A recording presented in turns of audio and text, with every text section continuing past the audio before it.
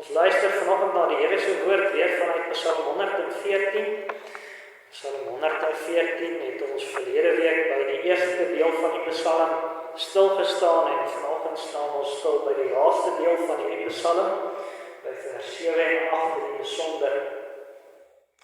Psalm 114, luister ons saam van vers 1 af. Toe Israel uit Egipte getrek het, die huis van Jakob uitgevolg met 'n vreemde taal, het Juda sy heiligdom geword, Israel sy ryksgebied. Die see het dit gesien en gevlug, die Jordaan het agteruit gewyk. Die berge het rondgespring soos ramme, die heuwels soos lammers. Wat is dit met jou, o see, dat jy vlug, o Jordaan, dat jy agteruit wyk? O berge, dat hulle rondspring soos ramme, o heuwels soos lammers. Beef aarde voor die aangesig van die Here, voor die aangesig van die God van Jakob, wat die rots verander het in 'n waterplas, die keisteen in 'n waterfontein. Vers 7 en 8 is dan in die besonder ons fokus. Beef aarde voor die aangesig van die Here, voor die aangesig van die God van Jakob, wat die rots verander het in 'n waterplas, die keisteen in 'n waterfontein.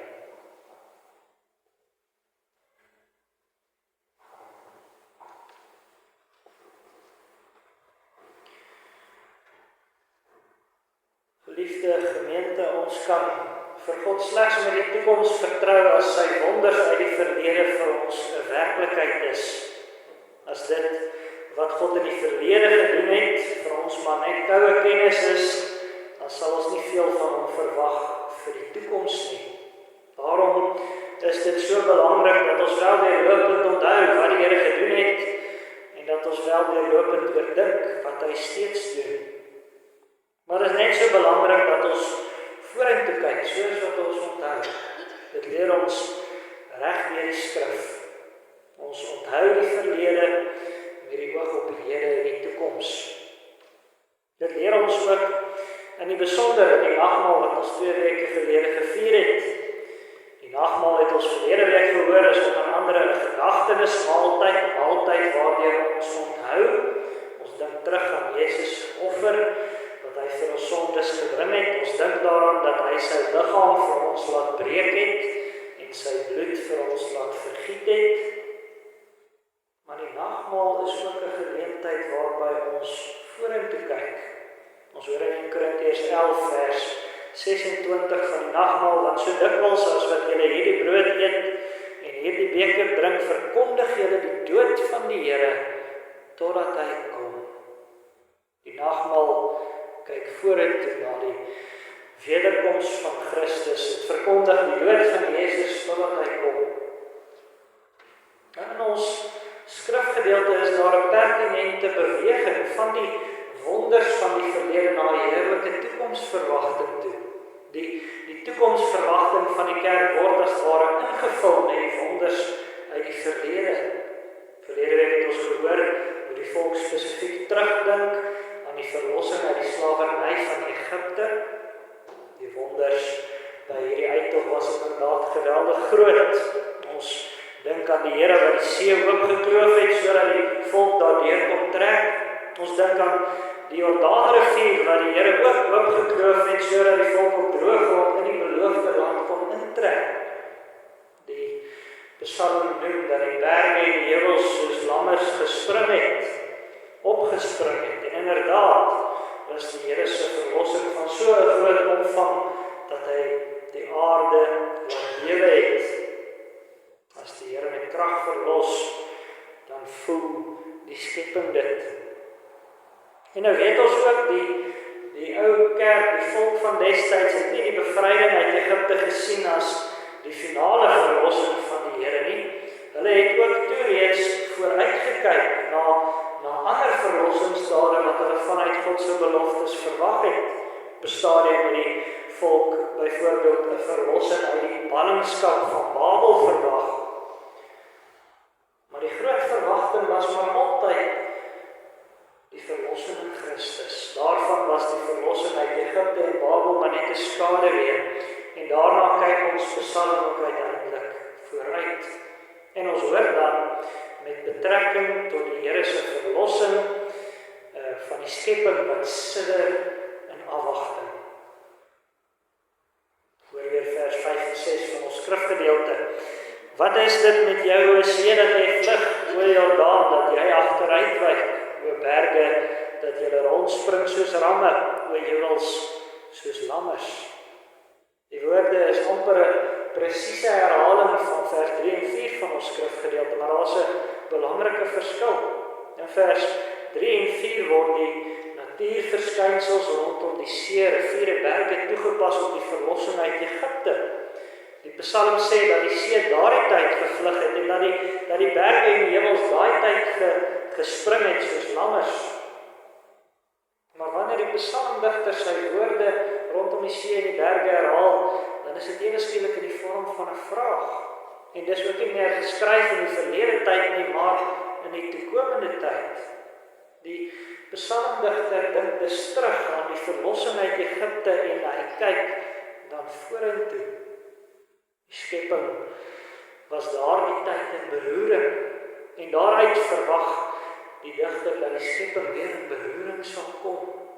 Hy verwag dus dat die Here steeds as die groot verlosser en sy volk sal werk. Op hierdie punt is dit belangrik om te besef dat die see en die rivier veral destyds by die volk se uittog eintlik hindernisse was vir hulle verlossing. Dit het in die pad van hulle vryheid gestaan.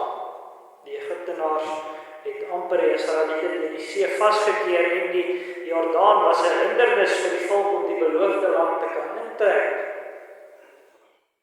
Maar as die Here optree, dan vlug die hindernisse as ware weg. Geen watermassa, geen bergreeks of enige iets anders in die Here se skepping sal omkeer om sy bedoeling met sy kerk uit te voer nie.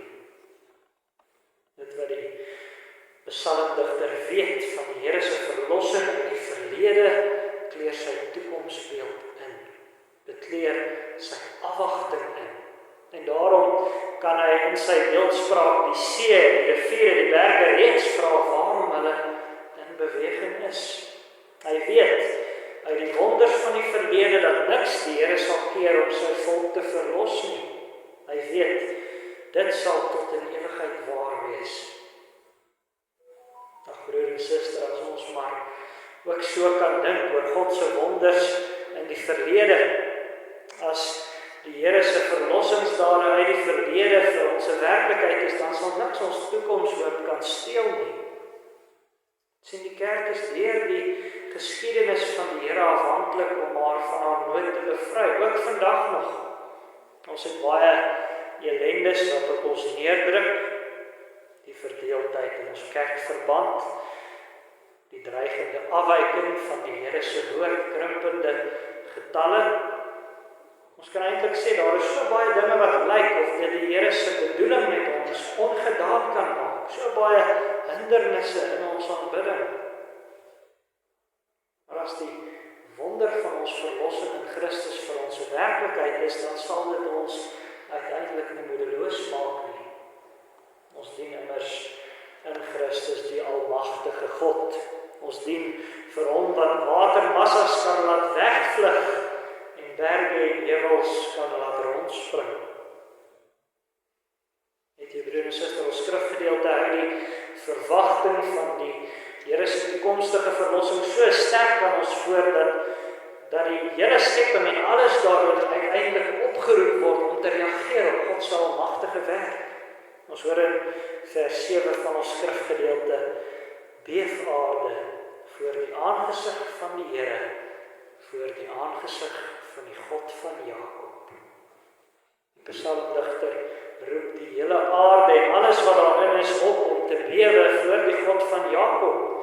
En die woordjie wat met beef vertaal is, beteken baie letterlik om heen en weer te skud.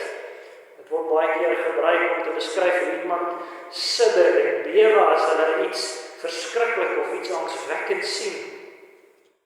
Waarvoor moet die aarde dan self sidder?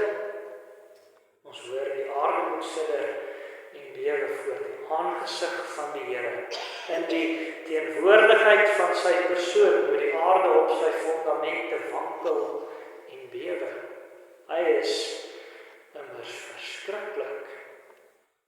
Ons vergeet dit maklik, maar God se persoon is verskriklik.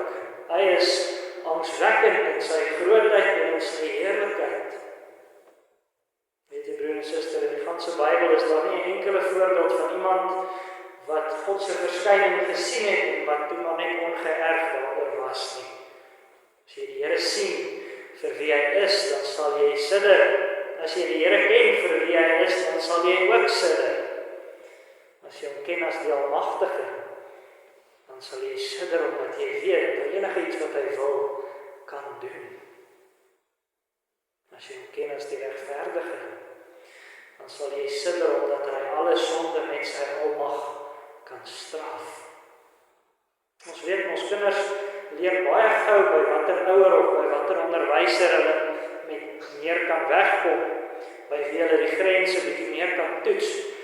Kriminele weet baie gou onder watter wette dit veiliger is om misdaad te pleeg. Maar die kinders van die Here weet, God straf as die Almagtige alle sonde regverdig. Onder sy heerskappy is dit nie veilig om misdaad te pleeg nie. In die lig van sy aangesig is dit nie moontlik om met enigiets weg te kom nie. Sy oë is soos 'n vlam van vuur wat alles deurboor. En sy regterhand kan die kwaadoener tot in alle ewigheid vir sy misdaad vergeld.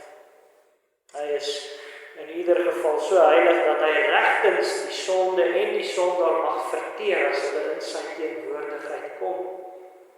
Die ganse aarde kan nie voor die God van Jakob stand hou nie. Hy is by magte om die aarde net so om te keer. En daarom die oproep van die psalmdigter, die oproep van die Heilige Gees uiteindelik, bewe o ganse aarde voor die aangesig van God, sidder voor hom. As jy hom ken vir wie hy is, sal jy sidder in sy nabyheid. Dis die logiese, die rasionele reaksie wat jy moet hê as jy maar iets van God se grootheid besef. Ons hoor in Jesaja 33 vers 13 tot 14 dat die Here sê, hoor, julle wat ver is, wat ek gedoen het, en julle wat naby is, erken my mag. Die sondaars in Sion bewe, sidder met die roekelose aangegryp. Hulle sê, wie van ons kan woon by 'n verterende vuur? Wie van ons kan woon by 'n ewige gloed? So word die Here telkens in die Bybel genoem. Hy is 'n verterende vuur. Elke sondaar wat iets besef van God se grootheid en heiligheid, bewe en sidder, want die Here is 'n verterende vuur. Hy is en was dit nog altyd en hy sal dit vir altyd wees. As hy optree om sy volk te red, dan moet die ganse aarde bewe. As hy optree, moet alles in beweging kom. Weet jy, broer en suster, ons lees in die Bybel dat selfs die demone sidder voor die aangesig van die Here. In Jakobus 2 vers 19 hoor ons, jy glo dat God een is, jy doen goed. Die duiwels glo dit ook en hulle sidder. Die demone is 'n groot lewensdoel dit is om teen God op te staan. Vrees vir wie hy is. Ons sien dit in die evangelies ook telkens as die Here Jesus die demone uitdryf. Hulle sidder voor hom, want hulle het 'n tipe besef van wie hy is, van hoe magtig hy is. Voor God se nabye werksaamheid met alles regtens bewe, mense ook. 'n Mens wat nie bewe voor God se grootheid nie, het minder van 'n besef van wie hy is as die demone. Voor God moet alles in beweging kom, voor hom moet almal bewe, selfs ook ons. Juis omdat ons hom ken. God se kinders moet voor hom bewe. Ons moet wel nie bewe soos die duiwels nie, hulle bewe in angs omdat hulle weet hulle staan veroordeel. Maar ons moet bewe as God se kinders, met 'n kinderlike vrees en ontzag voor God. Ons weet mos nou al die Here sê in Jesaja 66 vers 2, maar op hierdie een sal ek let, op hom wat arm is en verslaaf van gees en wat bewe vir my woord. God se nabyheid moet ons werklik in beweging bring omdat ons hom ken. Daar moet by ons 'n werklike vrees wees vir die Here, 'n vrees waarin die Heilige Gees ons lei, 'n vrees waardeur die Heilige Gees ons in beweging bring as God praat, 'n vrees waardeur ons wandel in sy gebooie, omdat ons weet wie dit is wat dit beveel, 'n vrees waaruit ons hom gehoorsaam is bo alles. Dit is werklik die merkteken van iemand wat die Here se aangesig ken. Hy of sy bewe voor wat God sê. Hy of sy kom in beweging voor sy bevele. Iemand het gesê, die feit dat hierdie Psalm beskryf hoe die skepping voor God in beweging kom, is vir ons eintlik 'n teregwysing. As die skepping bewe voor God, hoeveel te meer moet ons wat sondaars is voor hom bewe, ons wat nog kleiner as die skepping is. Daarom moet ons ons afvra, bewe ons voor die aangesig van die Here? Ken ons sy aangesig so dat ons voor sy woorde bewe, dat ons in beweging wil kom voor dit wat hy beveel? Elke ware gelowige groei in die opregte vrees vir die Here. Nou kan ons dalk vra, maar wat van die genade? Beteken die genade van God nie dat ons daarom nie so hoef te vrees voor sy aangesig nie? Baie mense wil so dink. As ons God se genade in Christus ken, dan hoef ons daarom seker nie te bewe voor wat hy sê nie. Dan is daar ons 'n kans op genade. Ons skrifgedeelte leer juist die teendeel. Ons hoor dit wanneer ons skrifgedeelte spesifiek sê wat die Here gedoen het om te regverdig dat alles voor hom moet bewe. Ons hoor dan van die rots met lewende water. As ons skrifgedeelte beskryf wat die God van Jakob gedoen het, dan hoor ons in vers 8, dis hy wat die rots verander het in 'n waterplas, die keisteen in 'n waterfontein. Dit is die wonder waarvan ons Psalm praat. Die Here wat vir sy volk water uit die rots laat kom, en dit was 'n genadewonder. Die Here het 2 keer op die volk se woestynreis van die Egipte af op pad na die beloofde land toe hierdie wonder gedoen. Die volk het net kort na hulle uit Egipte uitgetrek het op 'n plek gekom wat nie water gehad het nie. En dit was nogal 'n probleem. Die volk was 'n massa mense met massas en massas vee. En daarom het hulle teen Moses begin murmureer en begin opstaan. Maar die Here het vir Moses beveel om voor die oë van die volk 'n rots met sy staf te slaan. En toe hy dit gedoen het, het daar water uit die rots gestroom. Daar was genoeg water vir die hele volk en hulle vee. Die Here het 'n genadewonder gedoen. Hy het die volk in hulle dorstige nood gered. Maar dit was nie die enigste keer wat die Here dit gedoen het nie. Later op die volk se woestynreis het hulle weer gekom op 'n plek sonder water. En mense sou dink dat hulle hierdie keer nie so paniekerig moet raak nie. Hulle het ons daarom al gesien dat die Here water uit 'n rots kan laat kom. Die keer het God egter vir Moses beveel om met die rots te praat. Maar Moses het vir die Here geluister en hy het die rots 2 keer geslaan. En weer eens het daar vir die volk water uit die rots gestroom, genoeg om die volk weer uit hulle nood te red van die dors. Alhoewel Moses en Aaron as gevolg van hulle ongehoorsaamheid nie die beloofde land mocht binnegaan nie, het die Here nog steeds sy geweldige mag in hierdie wonder gewys. Dit is die wonder van hierdie gebeurtenisse wat in ons Psalm besing word. Die Here het 'n rots en 'n keisteen verander in 'n waterfontein. Die woord wat met keisteen vertaal is, wil veral die klem laat val op die feit dat dit 'n droë rots was waaruit daar water gekom het. Dit maak die wonder van hierdie gebeurtenis nog groter. Ons Psalm sê dan nou dat die aarde voor die Here se aangesig moet bewe en gee hierdie spesifieke wonder as 'n tipe rede daarvoor. Die wonder was immers geweldig groot.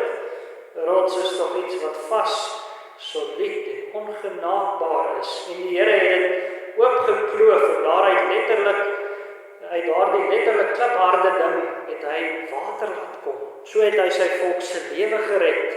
In sy almag het hy van 'n harde dooie ding 'n lewende fontein gemaak. Nie die see, rivier, berge of ewels, die waterskaarste of die rots self kon die Here verhinder om sy volk te verlos nie. Hy is volledig by magte en van voorneme om sy kerk te verlos. Al die wonders wat hy by die uittog van sy volk uit Egipte gedoen het, is daarvan 'n bewys. Niks sal hom keer om sy voorneme uit te voer nie. Hy kan die see laat vlug en die berge laat bewe. Hy kan letterlik strome water uit die koue droë klip laat kom. En al is dit 'n genadewonder, is dit werklik ook rede om die Here te vrees. Wie kan tog staande bly voor 'n God wat dit kan doen? Inderdaad niemand nie. Maar hierdie wonder kry ook 'n besondere betekenis as ons hoor hoe die Nuwe Testament dit toepas. Die apostel skryf in 1 Korintiërs 10 dat hierdie rots gewys het na Christus toe. Christus is die rots op 'n heel besondere manier. Die Here het hom soos daardie rots oopgekloof ter wille van die behoud van sy volk. Deur hom aan die kruis te straf met sy geweldige toorn het hy van Jesus uiteindelik 'n fontein van lewende water gemaak. Uit Jesus stroom daar waters wat ons grootste dors tot in ewigheid kan versadig. So het nie eers ons sonde gestaan in die pad van God se voorneme met sy kerk nie. Hy wou uit sy vrye weldaad die ewige lewe vir sy uitverkore kinders gee en hy het nie toegelaat dat ons sonde in die pad daarvan bly staan nie. Want ons verdien vanweë ons sonde om aan angs oorgegee te word, ewige angs en die ewige dood. Maar God het Jesus gegee sodat ons vanweë sy verdienste die ewige lewe mag kry en dat ons sondeskuldrekening voor die Here skoon kan wees. So het hy ons sonde voor sy aangesig uitgedelg. So voorsien hy in ons diepste lewensbehoefte, naamlik om voor hom regverdig te wees. En hy werk deur sy Gees in ons om ons werklik uit ons sonde ellende op te tel, om die sonde in ons lewe tot niet te maak. En dit, broer en suster, is werklik 'n water uit die rots. Dat hy die man van smarte, uit Jesus Christus se kruisdood en opstanding vir ons alles wat ons ten diepste nodig het vloei. Daaruit vloei die vergifnis van ons sonde, daaruit vloei ons reiniging voor God. Daaruit vloei ons oorwinning oor ons ou mens. Daaruit vloei die versoening met God. Daaruit kan ons vir ewig in heerlike gemeenskap met God leef. Sien broer en suster, die Here se geregtigheid en sy almag is so groot dat hy sy eie seun oopgekloof het en tot 'n fontein van lewende water gemaak het om sy kerk te verlos. Om sy kerk uit Egipte te kry en om uiteindelik Egipte uit sy kerk uit te kry. En dit moet ons laat bewe. Dit moet die hele aarde laat bewe. Om te dink dat die Here die sonde in so ernstige lig sien, dat hy letterlik sy seun met die hel getref het, sodat hy sy kinders nie daarmee hoef te tref nie. Om te dink dat hy van 'n kruisdood 'n oorwinning oor die duiwel en die kwaad kon maak. Om te dink dat hy van sy seun se graf 'n troos kon maak. Om te dink dat hy in Jesus se wonde 'n pad kon maak vir ons wonde om te genees. Dit is rede om voor die grootheid van sy almag te bewe en dis rede om voor sy geregtigheid en voor sy heiligheid te bewe. Sien, die genade van God is nie veronderstel om ons minder ontzag vir hom te leer nie. Dit leer ons dat hy regtig nie die sonde ontsien nie. Die Here was nog altyd 'n verterende vuur en hy is dit vandag nog en hy sal dit ook vir altyd wees. Jesus se offer het nie enigiets aan hom verander nie. Nee, as ons deur die geloof van Jesus se offer deel het, dan het daar iets aan ons verander. Ons toestand voor God se geregtigheid het dan verander, omdat Jesus in in ons plek ook gekloof is. Maar as dit regtig so is, dan het ons ook die Gees van God as vrug van Christus se dood en opstanding. En as ons die Gees het, dan bewe ons voor God se aangesig. Dan bring God se optrede en woorde ons in beweging. Dan het ons werklik ontzag vir hom. Dit is immers dieselfde Gees wat in Jesus woon, wat dan in ons woon. En dit is dan onmoontlik dat ons ontzag vir God nie hoe langer hoe meer sal begin lyk soos Jesus se nie. Jesus se ontzag vir sy Vader nie. Hy het geleef om sy Vader se wil uit te voer. En as sy Gees in ons leef, dan leef ons ook daarvoor. Dan wek God se aangesig by ons 'n diep ontzag en dan bring sy woord ons in beweging. Ons ken hom dan as die enigste koning van ons lewe. En ons het dan nie meer 'n hart wat kliphard is teen God se wil en teen sy bevele nie. Die Heilige Gees verander ons hart om nie meer so te wees nie. Deur ons vereniging met Christus kan daar inderdaad ook strome van lewende water uit ons binneste vloei. Ons kan oorloop van lewe in die Here. En dit alles omdat God van 'n rots 'n waterplas kan maak. Dit alles omdat hy vir Jesus tot ons rots en ons fontein van die lewe gemaak het. En nou is dit ook so dat ons Psalm ons lei om aan die hand van hierdie wonder ook vorentoe te kyk. Wanneer die psalmdigter die aarde oproep om te bewe voor die aangesig van God wat wonders doen, dan is dit om vrees en ontzag te onthaalwe. Maar hierdie hele psalm is eintlik deurgloei van opgewondenheid. Dit straal van toekomshoop. As ons immers nou weet dat God by magte is om van 'n droë klip 'n waterfontein te maak, dan weet ons mos hy kan sy wil heeltemal deurvoer. As al daardie dinge wat die volk van destyds moes trotseer op hulle pad na die beloofde land toe, as al daai goed nie God se verlossing kon keer nie, dan sal niks hom kan keer nie. En ons weet, die Here is nou met ons op pad na die hemelse beloofde land toe, na die nuwe aarde toe. En inderdaad is daar baie dinge wat nog tussen ons en daardie hemelse heerlikheid staan. Dink maar aan jou sonde, dink maar aan al die boosheid in die wêreld. Daar is so 'n mag om bose planne en bose mense wat nog neergewerk moet word. Dan kan alles wat swaar en droewig is op hierdie ou aarde waarop ons leef. Al die verganklikheid, al die hartseer, al die geweld, dink maar aan die dood self. Ja, daar is inderdaad baie dinge tussen ons en die beloofde land. Dink maar aan al die omstandighede wat dit vir die kerk moeilik maak om staande te bly, verdeeldheid in die kerkverband druk en vervolging in die wêreld, stygende lewenskoste, korrupte owerhede. Selfs op 'n individuele vlak is daar baie sake tussen jou en die beloofde land. Baie beproewings wat nog voor lê. Maar elkeen wat naby die Here leef, wat in sy vrees leef, kan hy die geloof vir al die hindernisse vra. Wat is dit met jou dat jy wegvlug?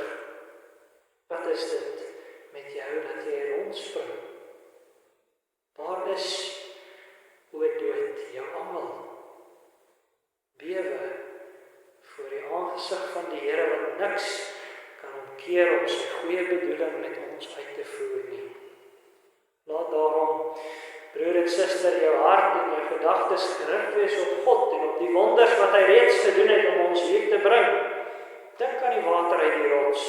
Dink aan Jesus Christus, ons rots. Dink terug en verwag die Here se beloftes. Die apostel Johannes het vir Jesus in al sy heerlikheid gesien in Openbaring 20 vers 11 en daar hoor ons 'n verband met sy wederkoms en ek het 'n groot wit troon gesien en hom wat daarop sit, voor wie se aangesig die aarde en die hemel weggevlug het en daar is geen plek vir hulle gevind nie. Voor Christus se heerlikheid by sy wederkoms sal veel meer as die see en die Jordaan wegvlug. Hy sal finaal alles wat op ons pad tot die ewige heerlikheid staan, tot niet kom maak. Wat 'n heerlike afwagting. Gemeente, so bring ons skrifgedeelte ons voor die grootheid en die heerlikheid van God. So bring ons skrifgedeelte ons voor sy almag. Glo dit. Ken vir God soos hy hom openbaar, soos hy hom ook in sy wonders openbaar. Daar is werklik niks heerliker as om deur God self na die ewige lewe gelei te word nie. Dit is genade op genade. En as jou toekomsverwagting dreig om te verdonker deur die hindernisse van hierdie lewe, dink aan die woorde van Psalm 77 vers 11 tot 14. Ek dink aan die dade van die Here. Ja, ek wil dink aan die wonders uit die voortyd en al u werk oordink, en ek wil pyns oor u dade. O God, u weg is in heiligheid. Wie is 'n groot God soos u? U is die God wat wonders doen. U het u sterkte onder die volke bekend gemaak.